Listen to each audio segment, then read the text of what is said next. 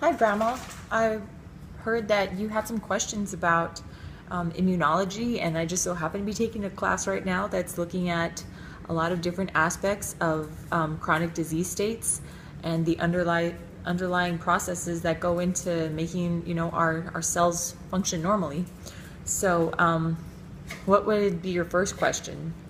I guess, what are platelets and what do they do? So platelets are actually fragments of larger cells known as megakaryocytes, and they function actually in hemostasis, which is actually just the act of clotting tissue at an affected site. So I guess good and bad effects of platelet activation and why why you would even be interested in platelets and how they relate to public health. So platelet activation itself is triggered by a number of factors, and not only is it functioning to help in hemostasis, but it also works in harmony with the coagulation cascade to make sure that everything is running smoothly.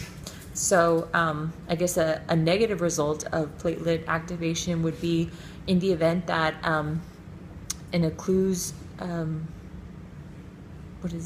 diseased vessel would be, I guess, incorrectly activated. So it would cause, that to become clogged, and that would be a real issue. In the example of bradykinin, so bradykinin actually causes vasodilation, which in essence decreases blood pressure. So this would be good from a public health aspect, because this is really important, as blood pressure is one of the leading chronic diseases that most Americans suffer from. I read something about bradykinin. What is it and what does it do? So it basically also functions in platelet activation, and it serves as a inflammatory mediator. So that's really important. We know that inflammation in the body is deadly, and also just kind of like stress, it's a silent killer. You don't really know, you're not aware of how the inflammation status of the tissues. What are ACE inhibitors, and should I be taking aspirin to thin the blood? So ACE inhibitors work by two different ways. The first is by interfering with the breakdown of bradykinin, and the second one is interfering with the conversion of angiotensin 1 to angiotensin 2.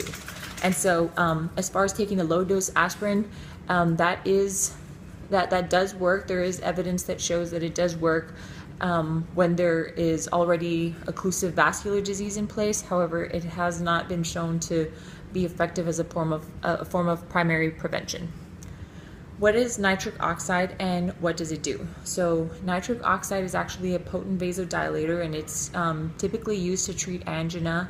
What it does is it opens up the blood vessels, so it just helps increase vasodilation.